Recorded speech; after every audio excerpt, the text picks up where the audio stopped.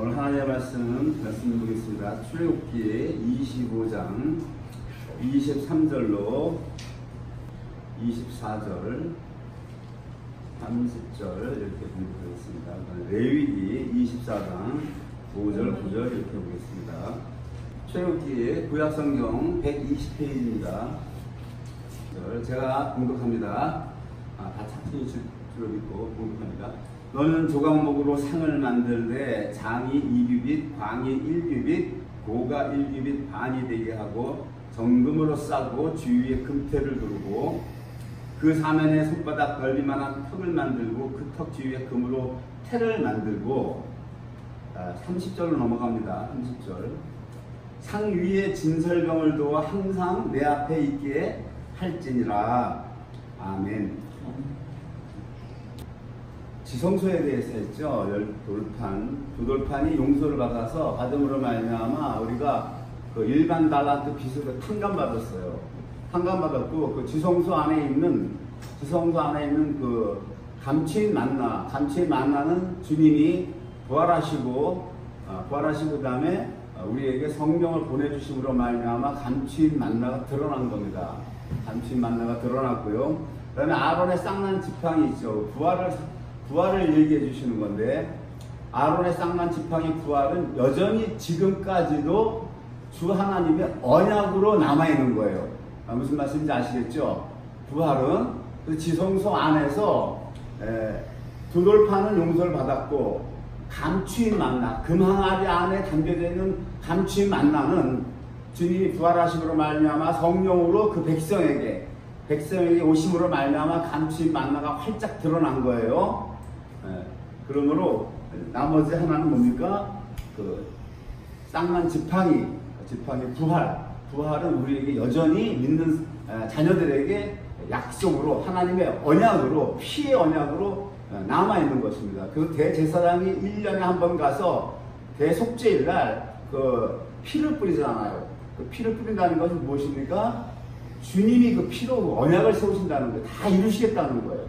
그래서 우리가 신실하신 주님께서 신실하시다라는 말이 어디서 나오냐면 바로 이거예요. 주님께서 성막에 있는 이 지성소의 언약을 하나도 빠짐없이 다 이루시겠다라고 하는 거예요. 다 이루시겠다. 우리가 신실하신 주님 할 때 신실하시다라는 말이 그 의미 있는 것입니다. 이 법궤라고도 하고 이걸 증거궤라고 언약궤라고도 하죠. 언약궤 또 증거궤라고도 해요. 증거궤 세 가지 이름으로 불리는데, 이 법궤, 언약궤가 우리 마음에, 우리 영혼에 이 궤에 담는 거예요. 우리 마음판에. 에베소서에 나오는 거예요. 우리 마음판에 담아야 돼요. 그래서 순서가 법궤, 언약궤가 내 안에, 내 신비의 궤 속에 담아져야 되고, 그 다음에 어떻게 됩니까? 이 궤를 우리가 증거해야 되는 거예요. 그래서 증거궤예요. 증거궤. 사도행전 1장 8절에 뭐라고 되어 있어요? 오직 성령이 너에게 임하시면 너희가 권능을 받고 유대와 예루살렘과 사마리아 땅까지 나의 증인이 되리라 그랬죠. 이 증거궤라요. 증거궤. 그래서 우리는 이 주님의 이 법궤를 지성소, 성소, 이 성막 전체를 우리는 증거해야 될 그 의무가 있는 겁니다. 증거를 해야 돼요. 그리고 이것이 창세기에서 에덴에서 범죄했을 때 하와에게 주님이 뭐라고 판결을 내려요? 너는 네 남편의 씨를 잉태하라 그랬잖아요. 씨를 잉태하라, 출산하라 그랬단 말이에요. 근데 이것이 우리가 남녀가 결혼해서 자식 낳는 것이 모형으로 주셨어요. 모형으로 두셨는데 그 속뜻이 뭡니까? 남편이 누구예요? 남자, 자칼, 예수 그리스도의 씨를 잉태해서 출산하라고 하는 명령이 하와가 여자잖아요. 네케바란 말이에요. 교회예요. 신부 다 똑같은 얘기입니다. 우리에게 의무를 주어졌기 때문에 우리는 그 남편의 씨를 잉태해서 출산해야 되는 거예요. 그게 무엇입니까? 바로 이 증거기예요. 증거라는 거예요. 오늘은 성소를 좀 보겠습니다. 성소에서 분향당이 있고 금척뼈가 있고 진설병상과 열두떡이 있어요. 열두떡이 있는데 오늘 진설병상과 열두떡에 대해서 해보려고 합니다. 진설병상과 열두떡에 대해서 오늘 본문 말씀처럼 너는 조각목으로 상을 만들라 이렇게 되어 있죠. 두 번째 주님이 주시는 말씀이 정금으로 싸라. 그 다음에 뭡니까? 세 번째가 상 위에 진설병을 두어 항상 내 앞에 있게 할지라.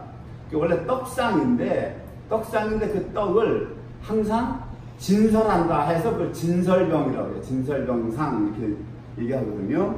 여기서 너는이라고 하실 때 지금 주님이 모세에게 너라고 얘기하잖아요. 너는 조각목으로 상을 만들라고 했을 때 이 모세를 우리가 모세로 보면 안 되는 거예요. 여호와께서 모세를 불러 말씀하실 때에 그걸 모세로 보면 안 되는 거예요. 항상 예수 그리스도로 봐야 되는 거예요. 왜? 구약은 다 모형이란 말이에요. 예표란 말이에요.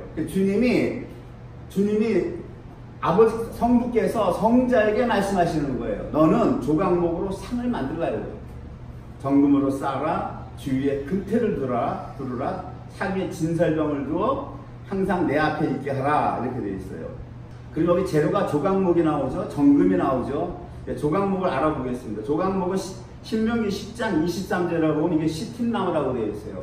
시틴나무라고 되어져 있는데 이 시틴나무는 이 가시나무예요. 가시가 있어서 아무 쓸모가 없습니다. 그 성경에서 나오는 그 나무들 중에 보면 유익한 나무가 있어요. 그 아브라함에게 창세기 18장에 보면은 그 하나님이 찾아오신단 말이에요. 두 천사와 함께 두 천사를 대동하고 하나님 찾아오실 때에 아브라함이 뭐라고 상수리 나무에 그늘에 앉게 하시죠. 하나님을. 여기 잠깐 씻어서요. 상수리 나무는 이렇게 사람들에게 시원한 그늘을 제공해주는 유익한 나무고, 그 다음에 뭡니까 또 레바논의 그 백향목나무이죠. 이거 성전을 짓는 그 재료로 쓰이는 거예요. 그러니까 밤나무, 잣나무 이런 것들은 우리에게 귀하게 음식으로 제공되는 나무잖아요. 그런데 주님이 오늘 이 성전에 재료로 쓰인 이 조각목이라고 하는 이 나무는 신명기 10장 3절에 나오는 바로 이 시틴나무라고 하는 이 아카시아과에 속하는 그 가시나무예요. 아무 쓸모가 없는 나무, 아무 용도로 쓸데가 없는 나무입니다. 즉 나무로서 가치가 없어요. 단지 가치가 있다면 뭐냐면 땔감, 추울 때 그냥 떼서 불 떼서 잠깐 사람을 따뜻하게 하는 뭐 그런 정도의 용도로밖에 없는 나무예요.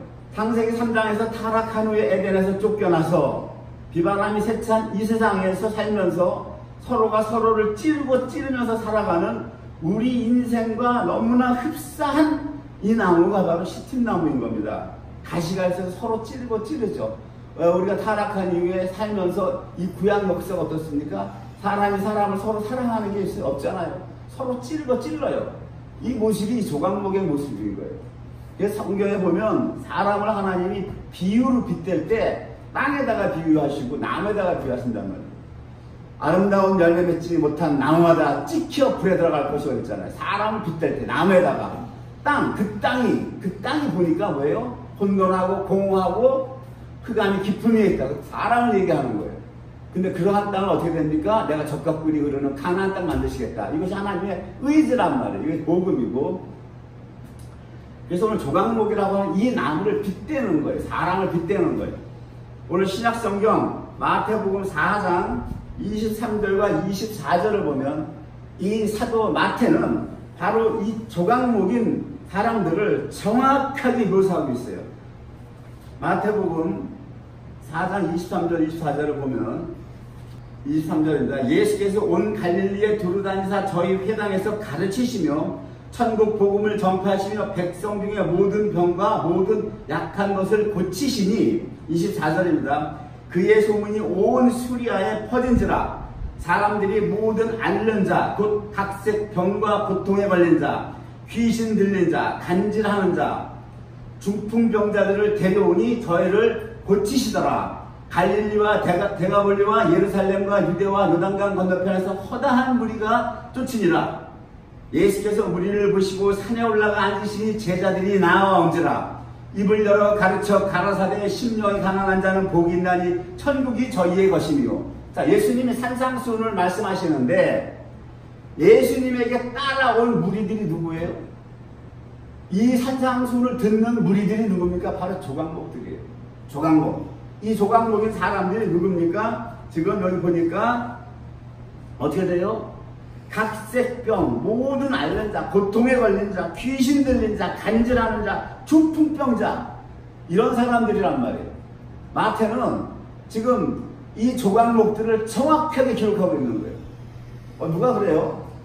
CTS인가 뭐 기독교 방송을 보니까 어느 목사님이 간증하는데 개척교회 하고 나서 하나님 성도들을 아주 인텔리한 성도님들을 보내주시고 돈 좀 많은 성도님 보내달라고 매일 새벽 기도를 드렸는데 어느 날 성도가 한 사람이 왔는데 거지가 한 명 들어오더래. 그래서 하나님 나 이런 사람 싫어해 그랬더래요. 근데 하나님이 하시는 말씀이 너 그 교회에서 연단 한참 받아요. 연단 끝나겠다 그러더라는 거예요.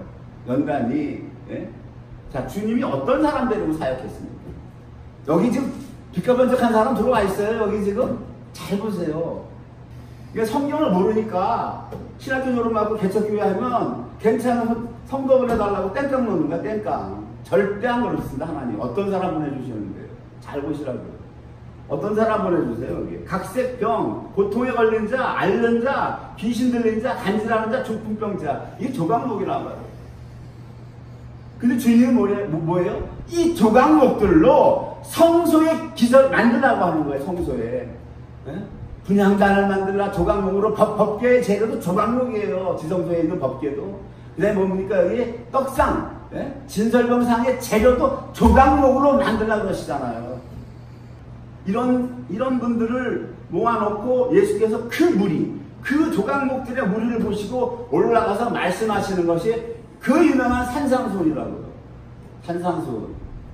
자, 오늘 뭐 제가 산상수훈을 할 건 아니고요. 그래서 이 조각목들이에요. 산상수훈도 뭡니까? 산상수훈이 주님께서 산상수훈이 뭐예요? 성막의 지성소와 성소를 풀어주시는 거라고요. 예? 율법도 다 풀어주시잖아요. 옛사람에게 말한 바 살인하지 말라. 옛사람에게 말한 바 간음하지 말라. 그래서 오늘 성막을 알아야 돼요. 그래서 산상수훈도 여러분들이 주님이 산상수훈에서 뭘 말씀하시는가 가닥을 잡을 수가 있잖아요. 주님이 치유하시죠. 이들을 다 고치시더라 그러잖아요. 왜? 버림받은 이들이 성소의 진설병상과 진설병이 될 수 있도록, 버림받은 이들이 지성소의 법궤가 될 수 있도록 하기 위해서는 뭐예요? 치유가 있어요. 그게 치유. 오늘날 치유하는 교회 보면은 뭐예요? 2단, 3단, 2단, 3단. 지금 기독교냐고요. 초창기 2000년 전에 주님이 예수 그리스도께서 사역하신 거, 그 사역을 지금 똑같이 하면은 다 2단, 3단으로 거예요. 거기가 세례 요한도 그랬어요. 주님이 그 치유하니까 오실 메시아가 당신입니까? 그 세례 요한이 의문을 품었다고요. 그랬잖아요. 그리고 이들을 치유하고 나서 뭡니까? 산상수훈을 산상수훈을 쭉 말씀하시는 거예요. 지금 여기 각색병, 고통에 걸리고 귀신 들리고 간질하고 중풍병자들을 데려온 이 증상들이 뭡니까? 이 증상들이 주님이 율법 시대에 오셨어요. 율법의 메인자들을 속량하러 오셨는데, 속량하기 위해서 오셨는데, 바로 신명기 사관에 의해서 주님이 주신 율법을 지키지 못할 때 이러한 증상이 걸리는 거예요. 이러한 병들이 찾아오는 거라고요. 율법 시대. 주님이 이 자들을 고치시고 마지막은 어떻게 해요? 죽음으로 이 자들을 고치시는 거예요. 죽음으로. 피로 용서하시면서.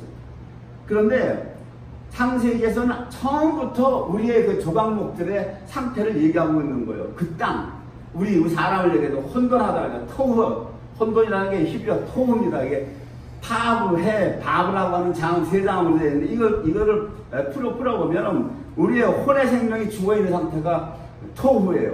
그 다음에 공허하며 와보후, 이거 바브, 베트, 해, 바브입니다. 여기 바브는 다 모습 이렇게 죽어있는 상태인데 뭐가 죽어있냐면 베트가 죽어있고 해가 죽어있어요. 베트는 성전이라는 말이에요. 성전이니까 뭡니까? 우리의 영이에요. 영이고 해는 뭡니까? 우리의 호흡하는 생명이니까 뭡니까? 영과 혼이 다 죽어있는 상태가 공허하다고 하는 거예요. 그래서 와보라고 하는 겁니다. 흑암, 호세크라고 하는 이거 뭡니까? 바브, 헤트, 신, 빨렛이에요. 이거 헤트라고 하는 죄에 갇힌 생명이란 말이에요. 죄에 갇힌 생명이 뭐예요? 거기서 빠져나오지 못하는 거예요. 죄로 죽어서 갇혀서 죽어있는 상태. 거기서 빠져나오지 못하고 오히려 거기에 거기에 계속해서 종속되는 삶. 그리로만, 죄악으로만 인도함을 받는 삶. 이것이 호세크라고. 어둠이 깊음이 있거든요. 이것이 우리의 상태예요. 죽어있는 상태라고요, 다. 혼도 죽어있고, 영혼도 죽어있고, 우리의 육은 뭡니까? 죄에 갇혀서 거기서 빠져나오지 못하는 이러한 그 사망의 전체가 다 이것이 우리의 증세라고 하는 거예요. 우리가 이것이 흙으로 지금 받고 선악과 따먹은 우리 인간의 실존인 거예요. 실존. 그런데 이거 사람들 모르고 살아요. 오히려 욕처럼 내가 의롭다고 산다고요. 천상천하 유아 독존이라고 하는 사는 거예요. 이 상태가 우리가 조각목인 상태입니다. 근데 하나님은 사랑이시잖아요. 사랑이시기 때문에 이 조각목들을 건지시는 거예요. 산상수훈도 여기 듣는 사람 중에 그 당시에 서기관이 와서 듣습니까? 율법사가 와서 듣습니까? 바리새인이 와서 듣습니까? 사두개인이 와서 듣습니까? 누가 듣습니까? 그 당시에 요즘 말로 쭉쭉빵빵 잘 나간다고 하는 사람 한 사람 없어요. 산상수훈 듣는 사람들 보시라고요. 누가 들어요? 전부 각색병 앓는 자, 귀신 들린 자, 간질하는 자, 중풍병 걸린 자, 이 자들이 주님의 하늘나라의 복음, 산상수훈을 듣는 거라고요. 왜? 이들을 성소에 법궤를 만드시고, 이들로 성소에 분향단을 만드시고, 이들로 성소에 뭡니까? 진설방을 만드시기 위해서. 주님이 하나님이 명령하셨잖아요. 너는 모세가 아니라 예수 그리스도란 말이에요. 너는 조각목으로 만들라. 그러니까 주님이 초림하셔서 하는 모든 사역은 구약의 토라를 다 이루시는 거라고요. 완성하시는 거란 말이에요. 그렇기 때문에 토라를 알아야 된다는 얘기 제가 토라를 모르고 산상수훈이 풀리겠냐고요. 로마서 5장 20절에 바울 사도께서 이렇게 말씀하십니다. 율법이 가입한 것은 범죄를 더하게 하려 하니라. 그러나 죄가 더한 곳에 은혜가 더욱 넘쳤나니. 이스라엘 역사가 바로 이거예요. 하나님이 율법을 주셨는데 그 율법을 지키지 못하고 거기서 뭐가 드러나요? 죄만 드러나는 거예요. 죄만 발생하는 거예요. 죄만. 율법이 이 두들판이 딱 지키라고 오면은 이건 뭡니까? 여기서 발생하는 것은 율법을 지킴으로 말미암아 의가 드러나는 게 아니라 율법을 지키지 못함으로 말미암아 죄만 드러난단 말이에요. 바울서가 그 정확하게 얘기하는 거예요. 율법이 가입한 것은 범죄를 더하게 하라 합니다. 그러나 그 죄가 더한 곳에 죄가 더하면 더할수록 하나님의 은혜는 더욱 넘쳤다라고 하는 거예요. 그러니까 누가 그래요? 구약은 무서운 하나님, 신약은 은혜 하나님이란 말들 많았는데 천만에요. 하나님의 은혜는 하나님의 사랑은 태초부터 나온 거예요. 태초부터. 그래, 그걸 아셔야 됩니다. 여기 개혁성경에 율법이 가입했다라고 되어 있는데 이 가입이라고 하는 것이 헬라어 원어에는 파레이셀덴이에요. 파레이셀덴이라는 말은 가만히 살짝 들어오다라는 얘기예요. 끼어들어오다, 살짝 끼어들어오다, 미끄러져 들어오다 이런 얘기예요. 율법이 들어올 때 가만히 살짝 미끄러져 들어왔다라는 이 파레이셀덴이라고 하는 이 말씀을 바울 사도께서 이 헬라어를 취하시는데 출애굽기 19장에 보면 주님이 율법을 반포하실 때 어떻게 되니까 시내산에 강림하실 때 16절에 보면 제3일 아침에 우레와 번개와 빽빽한 구름이 산 위에 있고 나팔 소리가 심히 크니 진중 모든 백성이 다 떨더라고요. 율법을 주실 때 한마디로 조금 심하게 표현하자면 천지가 진동했다라고 하는 거예요. 모세에게 십계명 돌판을 파서 율법을 주실 때 하나님이 조용히 주신 게 아니라 천지가 진동했다라고 하는 거예요. 우레가 치고 천둥 내성 번개가 치고 이렇게 천지가 진동하고 하면서 율법을 주셨는데 왜 사도가 이걸 모르겠습니까? 알잖아요. 바울 사도가 구약에 모세가 기록한 이 토라를 모릅니까? 저보다 100배 1000배 더 잘 알아요. 바울 사도가. 그런데 바울 사도는 왜 율법을 주실 때 이렇게 율법이 가만히 살짝 들어왔다고 미끄러져 들어왔다고 이 표현을 하십니까? 그 율법을 주신 그 이유는 그 율법의 목적이 우리를 그리스도께로 안내하는 몽학 선생이기 때문에 그 역할만 하면 율법은 끝난다라고 하는 겁니다. 예수 그리스도께로 안내만 하면 된다라고 하는 거예요.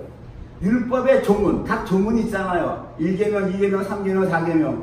그 계명에 비추어서 내가 혼돈과 공허와 흑암의 존재로 드러나서 오직 율법을 지켜서 의에 이룰 수 없는 존재로 드러나서 그렇게 우리가 폭로돼서 인간으로서는 아무 용도로도 쓸모가 없는 전혀 무가치한 인간, 오늘의 본문인 조각목으로 비유된 우리들, 이것이 드러나면 율법은 그것으로서 목적을 다 한다라고 하는 거예요. 그럼 그 다음에 어떻게 되는 겁니까? 우리를 구원하는 예수 그리스도를 가라는 얘기예요. 이것이 사도의 가르침이라고. 이것이.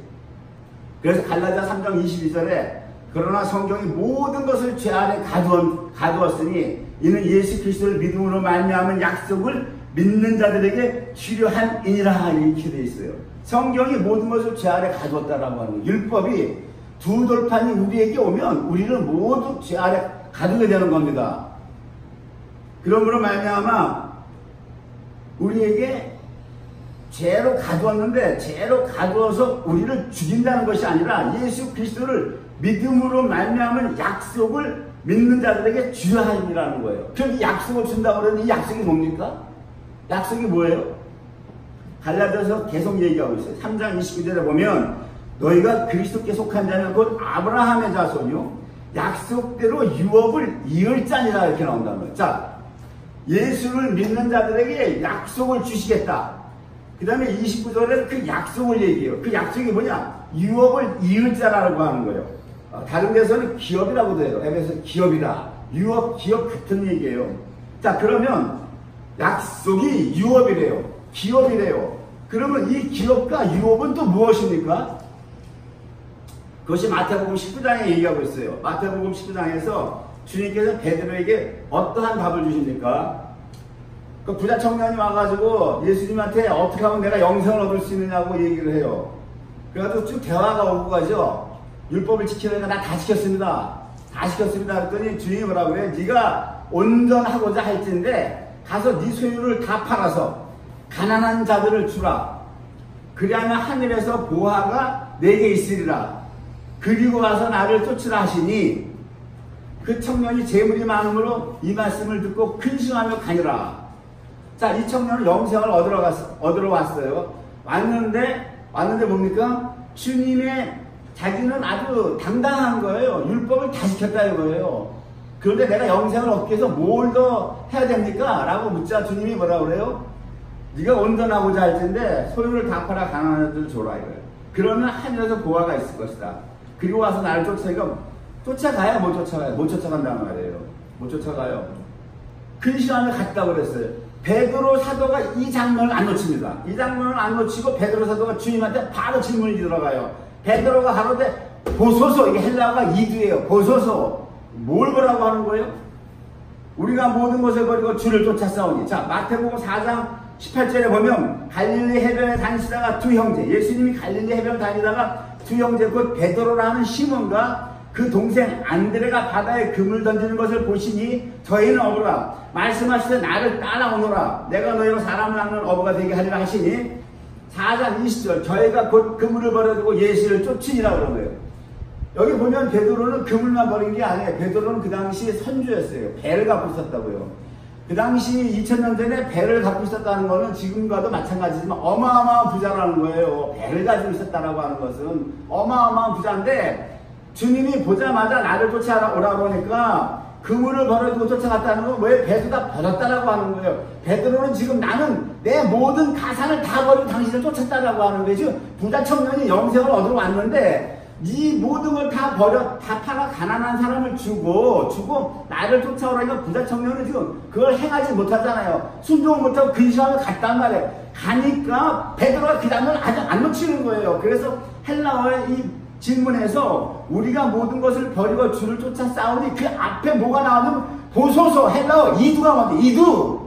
그 보소서라는 말은 그 앞전을 얘기하는 거예요. 당신이 나를 부를 때에 나와 내 동생 안드레가 모든 것 배와 그물을 다 버렸나이다. 저 지금 근심하며 간 청년, 저 청년은 못 버리고 근심하며 갔지만 우리는 다 버리고 쫓았잖아요. 지금 이 헬라어의 보소서라고 하는 이두라는 이 속에 베드로가 말 못하는 속이 뭐라 그래? 가슴앓이라고 할까? 가슴 속에 멍든 것이 있는 거예요. 이거를 지금 주님한테 토해내는 거라고요. 보소서, 이두, 우리가 뱀에 있어요. 모든 것을 판타, 버리고, 앞에 가면 줄을 쏘이, 쫓아 싸우니, 에콜로데사멘.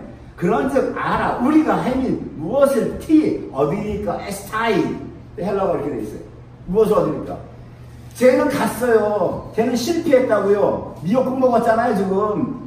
자기 재산이 아까우니까. 주님이 뭘 약속하십니까? 지금 아까 믿는 자에게 약속을 믿는 자들에게 주게 하니라. 이 약속은 유업이라는 거예요. 기업이라고 하는 거예요. 앞으로 우리에게 다가올 거라고 하는 거예요. 그러니까 이 유업이 뭐냐는 얘기예요. 이 기업이 뭐냐는 얘기예요. 이 장면이, 이 기업, 유업이라고 하는 장면이 베드로와 주님의 대화에서 나오는 거예요.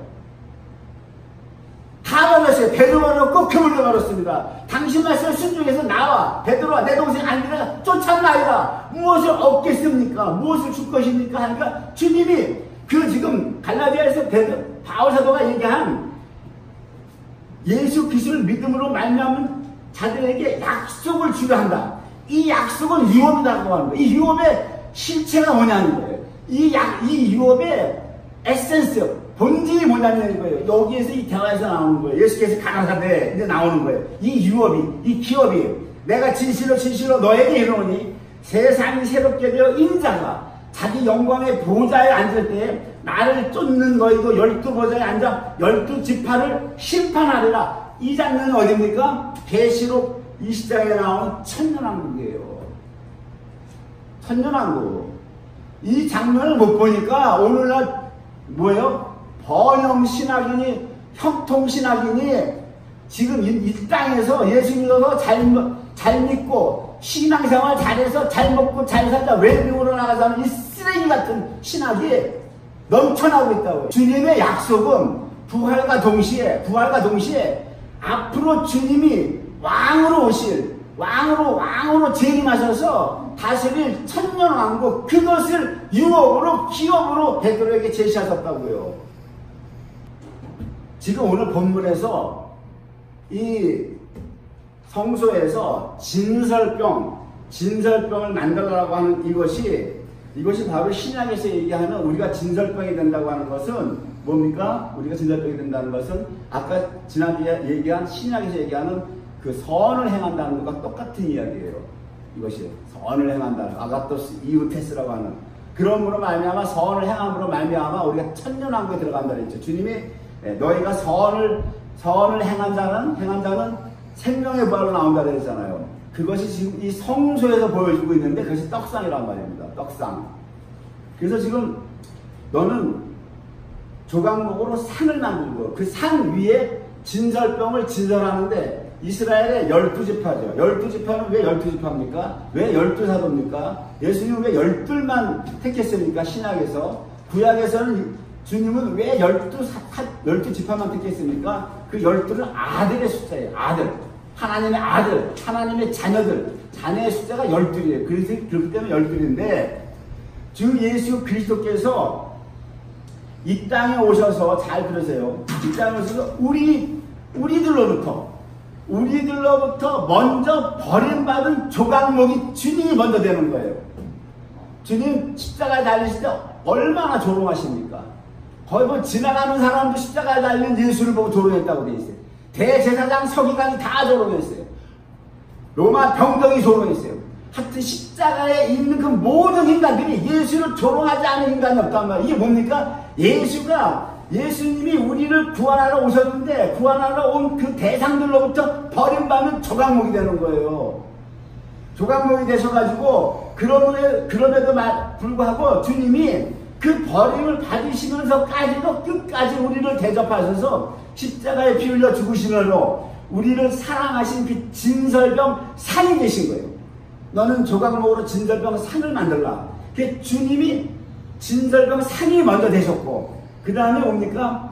진설병을 그 위에 진설하라고 하는 거예요. 그 주님이 먼저 진설병 산이 되셨고 이제 우리가 진설병이 되는 거예요. 떡들이 되는 거예요. 이 장면은 어떻게 되냐면 레위기에 주셨어요. 자, 주님이 진설병 상이 되는 것은 출애굽기에 주셨고 주님을 믿는 자녀들이 그 상, 주님을 기초로 한 진설병 상 위에 진설되는 떡들이 되기 위해서는 그 장면을 출애굽기에서 주님이 기록하는 레위기로 들어갑니다. 왜 똑같은 걸 출애굽기에서 딱 끊어버리고 레위기로 들어갑니까? 그것이 예배라고 하는 거예요. 그것이 예배라고 하는 거예요. 우리가 날마다 나와서 주님을 찬송을 하고 헌금 내고 설교 듣고 가는 이것이 예배가 아니라고 구약은 얘기하고 있어요. 지금 매 안식일마다 그것을 여호와 앞에 가져와서 진설하라고 하는 거예요. 성령으로 행하는 선한 일, 그것이나 진설되는 진설떡이 똑같은 거예요. 이 구약에 있고 신약에 있을 뿐이에요.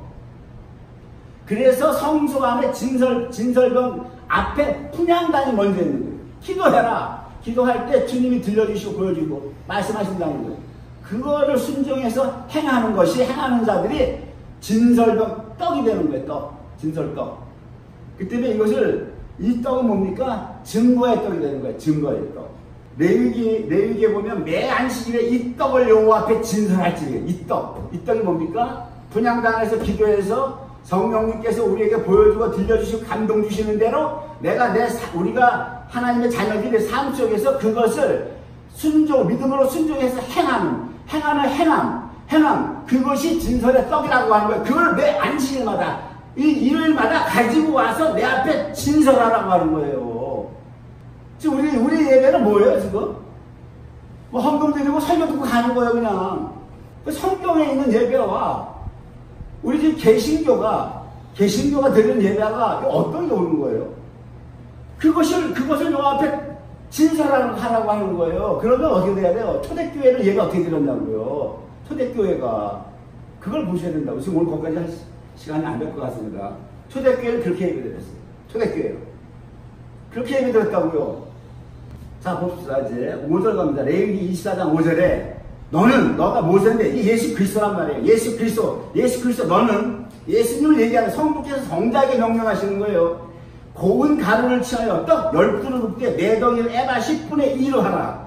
지금 예수님이 진설병 상이 되셨어요. 주님이 우리들로부터 버림받으신 조각목이 되셔서 십자가에 달려 돌아가심으로 말미암아 그 피를 흘리시고 우리를 위해서 돌아가신 그 구속을 완성하심으로 말미암아 우리를 떡으로 올려놓을 수 있는 그 밑받침이 되는 상이 되셨는데, 이제는 레위기에서는 우리들이 진설되는 그 떡을 만드는데, 이 떡도 누가 만든다? 예수 그리스도가 만든다라고 하는 거예요. 고운 가루를 취하라. 떡 12를 구워라. 떡 12를 아들의 숫자란 말이에요. 역시 아들의 숫자. 네 덩이를 에바 10분의 2로 하라는 거예요. 10분의 2는 증거의 숫자예요. 증거. 그렇기 때문에 이 떡은 증거의 떡이 되는 거예요. 어떤 사람은 섬김의 떡이라고 하는데 섬김의 떡이 아닌 거예요. 정확한 표현은 증거의 떡이 되는 10분의 2이기 때문에 에바 10분의 2는 증거란 말이에요. 그 때문에 고운 가루를 취하라고 했죠. 자, 우리가 어떻게 고운 가루가 됩니까? 우리 조각목들이 다 이렇게 혼돈과 공허와 흑암인 이 티끌들, 아파르에게 어떻게 우리가 고운 가루가 됩니까? 이 죽음의 사망에 있는 우리들에게 예수의 피가, 이 죽은에게 예수의 피가 떨어져서 피가 섞여져가지고 피가 뿌려져서 이게 버무려져야 뭐예요? 이게 고운 가루가 되는 거예요.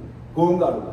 그렇기 때문에 지금 레위기 24장 5절에 예수 그리스도에게 고운 가루를 취해서 떡 12를 구워서 네 덩이를 에바 10분의 2로 진설의 떡을 만들라라고 하는 이것이 구약에 명령되고 있지만, 실상 이것이 실행되는 것은 구약에 실행될 수가 없는 거예요. 왜? 예수님이 돌아가셔서 피를 흘려야 죄인들이 고운 가루가 되는 거잖아요. 그렇기 때문에 구약에서는 하나님의 백성들이 성막 뜰에만 왔다 갔다 하는 것을 허용하시는 거예요. 성소에 못 들어오게 하셔서. 왜? 들어올 수가 없는 거예요. 주님이 피를 안 흘렸기 때문에 백성들이 어떻게 돼요? 고운 가루가 될 수가 없는 거란 말입니다. 그러니까 주님의 사역은 뭐예요? 지금 출애굽기에 나오는, 레위기에 나오는 이 성막들을 다 이루시는 거란 말이에요. 이루시는 거예요. 그래서 주님이 뭐예요? 요한복음 19장 4절에 주님이 돌아가실 때 뭐예요? 테텔레스타이 다 이뤘다 하셨잖아요. 뭘 다 이뤘다는 거예요? 성막을 다 이루신 거예요. 지성소를 이루셨고, 돌판을 제사장들이 동물의 피로 씻겼는데, 이제는 주님이 내가 십자가 달려서 나의 피로, 주님의 피로 씻기는 거란 말이에요. 그러므로 그 피로 말미암아 그 부활에 대한 언약을 내가 부활을 시키겠다는 신실한 언약이 남아있고, 주님이 성령으로 우리에게 다가오시고, 그 다음에 성막에 있던 그 진설병, 진설병을 주님이 이제 만들어 나가는 과정은 신약에서 이루어지는 거예요. 구약에서 이루어질 수가 없어요. 그래서 이스라엘 백성을 성소에 못 들어오게 하시더란 말이에요. 제사장만 성소에 있게 하셨죠. 제사장만. 대제사장은 지성소에 들어가고. 그러면 제사장만 있게 하셨어요, 성소에. 성소에는 제사장만 출입하게 하셨죠. 베드로전서 2장 9절에 뭐라고 되어 있어요?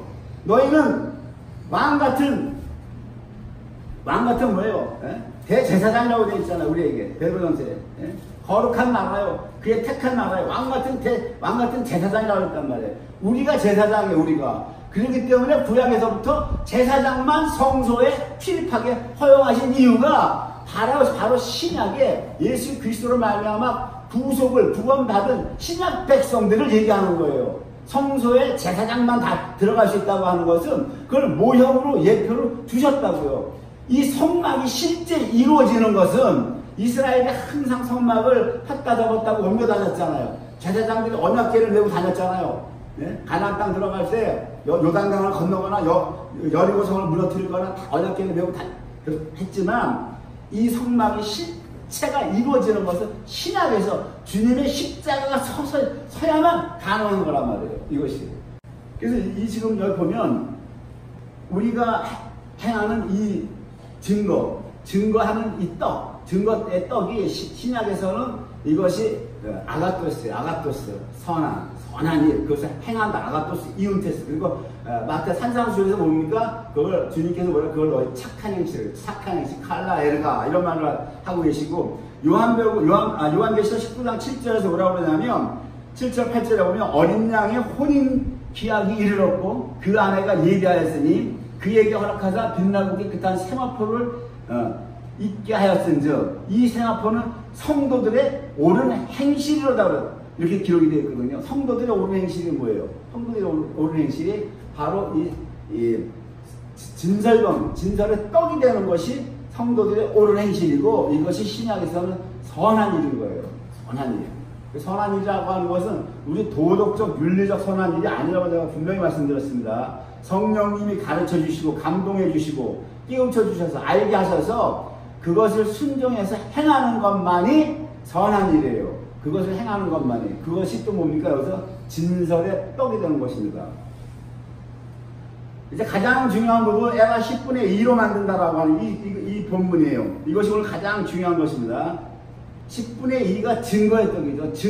증거한 떡의 진설병이 되는 자들이 요한계시록 20장 4절에 내가 보니 예수의 증거와 하나님 말씀을 인하여 묵배임 받은 자의 영혼과 또 짐승과 그의 우상에 경배하지 아니하고 이마와 손의 대표를 받지 아니한 자들이 살아서 그리스도로 더불어 1000년 동안 왕노릇한다라고 기록되어 있는 걸 보면 우리가 예수를 믿어도 성소에 들어가서 증거의 떡이 되는 자들이 있고 증거의 떡이 안 되는 자가 있어요.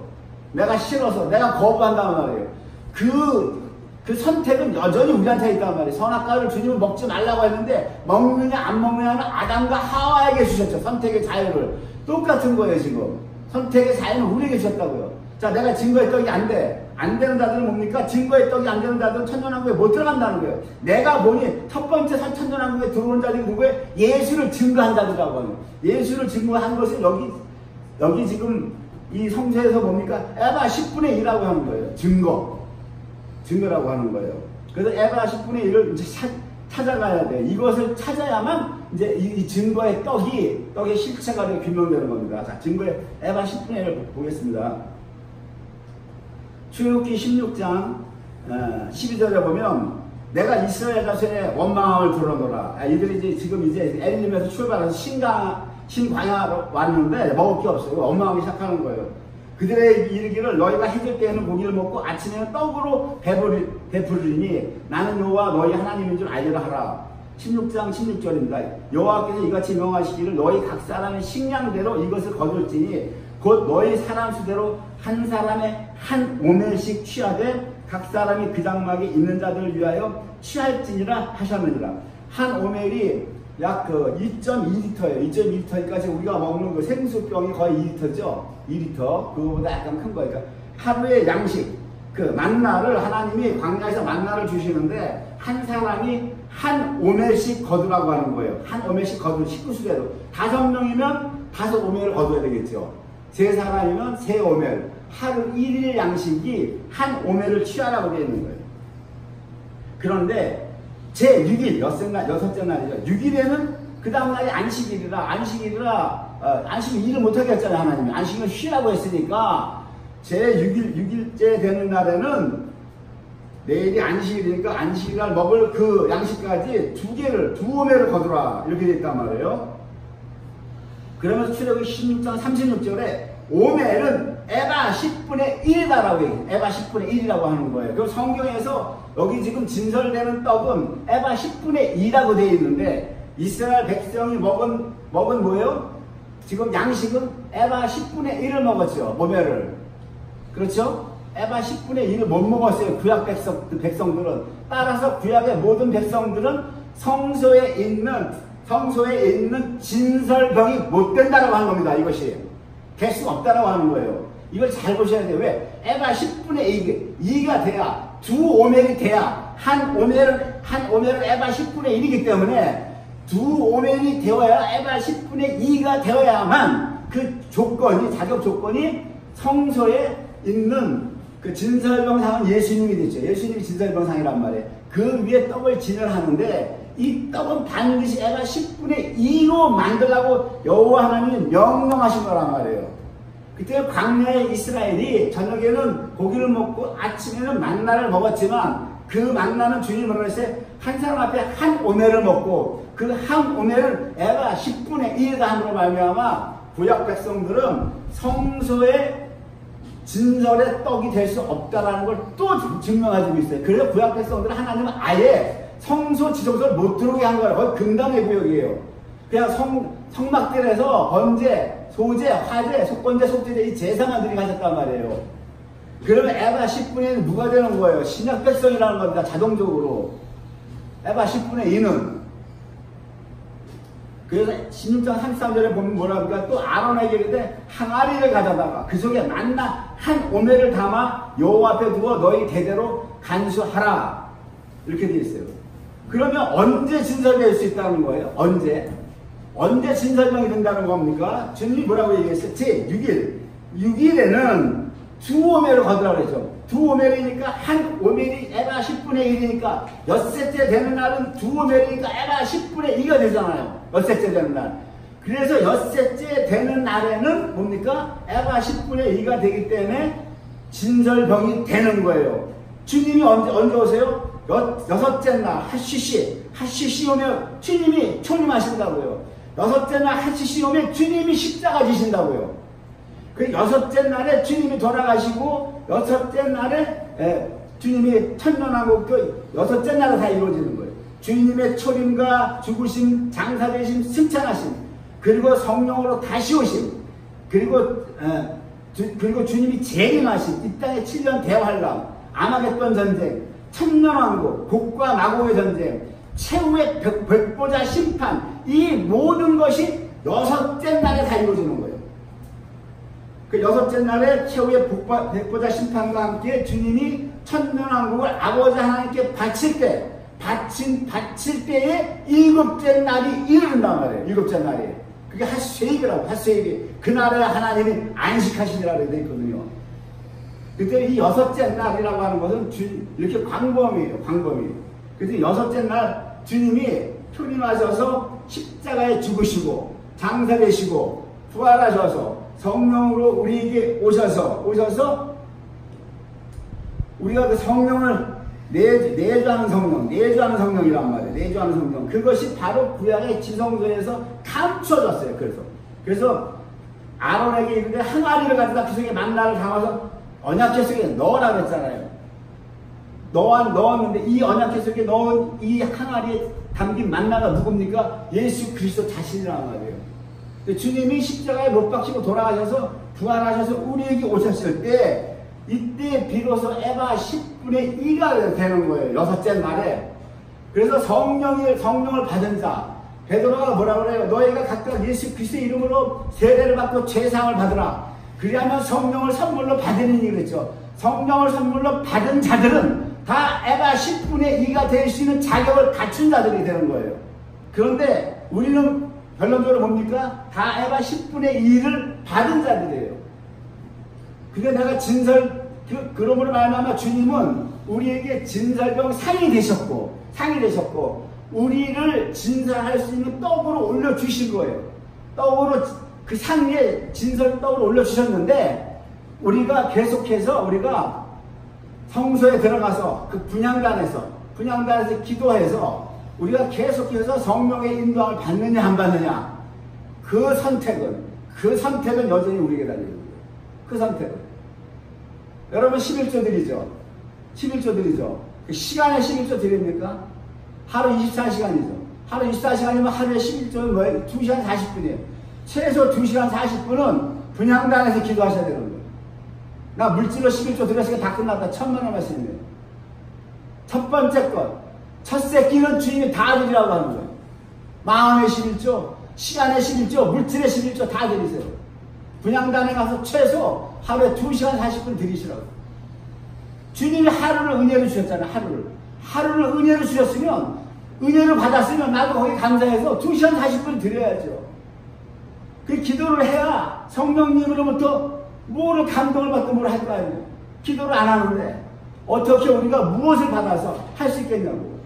사도행전에 보면 바울 사도가 예수님을 믿고 너무나 신이 났어요. 신이 나서 9장 20 보면 즉시로 나갑니다. 즉시로 나가서 예수를 전파해요. 예수를 전파하는데 사도행전 9장 22절에 보면 사울은 힘을 더 얻어 예수를 그리스도라 증명하여 다메섹에 사는 유대인들을 굴복시키니라라고. 유대인들을 예수는 주 그리스도다라고 증명했다는 거예요. 뭘로? 바울 사도가 지식이 충만했잖아요. 구약에 대해서 성경 말씀을 잘 알았잖아요. 그 지식으로 증명했다는 거예요. 유대인들을 지식으로 굴복시켰다고 되어 있는데, 여기 헬라어 굴복이라고 하는 것은 이게 또 오역이 잘못 번역된 거예요. 우리 성경에 오역된 것이 너무 많아서 헬라어 시네킬네라고 하는 이 말은 굴복이 아니라 사울의 말을 들은 그 유대인들, 다메섹에 사는 그 유대인들이 정신적으로 당혹하다, 혼동하다 이런 말이에요. 당황하다, 혼동하다란 말이에요. 도대체 바울 사도는 구약에 대해서 제대로 잘 알고 있었고 그 누구보다도 잘 알고 있었는데, 그 자기가 알고 있는 지식으로 전했는데, 바울 사도가 전했는데 이들이 그걸 받아들이지 못하고 당황하고 당혹했다라고 하고 혼동스러웠다는 거예요. 왜 그렇습니까? 다메섹에 있는 유대인들도 구약을 알잖아요. 사울만 아는 게 아니잖아요. 안다는 말이에요. 자, 주님을 어떻게 얘기해요? 신명기 21장 23절에 보면 시체를 나무에 밤새도록 두지 말고 당일에 장사하여 내 하나님 여호와께서 내게 기업으로 주시는 땅을 더럽히지 말라. 나무에 달린 자는 하나님께 저주를 받았으니. 자, 예수님은 나무 위에 달렸죠. 나무 위에 달렸기 때문에 신명기 21장 23절 율법대로 우리 죄인들도 죽으면 기본으로 3일당은 치른다고 하는데, 주님은 3일당은 고사하고 1일당도 못 치렀어요. 십자가에서 달려 돌아가시자마자 내려왔다니까요. 왜? 주님이 뭐라고 그래요? 주님이 율법에 나무 위에 죽은 자는 죄인이니까 바로 당일에 그날 장사하라는 거예요. 왜? 그러므로 말하면 네 하나님 여호와께서 주신 땅을 더럽히지 말라. 나무 위에 달린 자는 하나님께 저주받은 자다 이거예요. 이것을 바울이 지금 나무에 달린 예수가 우리를 구원하시는 그리스도라고 지금 증명했는데, 이 다메섹에 사는 유대인들이 받아들이지 못한다는 거예요. 왜? 나무에 달린 자는 하나님께 저주받은 자인데, 그 예수가 어떻게 우리의 구주가 되느냐, 어떻게 메시아가 될 수 있느냐, 못 받아들인다는 거예요. 이것이 우리 개혁성경은 굴복시켰다고 되어 있으니까 이 다메섹에 사는 유대인들이 이걸 받아들였는가 보다라고 생각하는데, 이게 오역이라고요. 하여튼 개혁성경에 오역이 한 900곳인데요. 이거 빨리 잡아야 됩니다.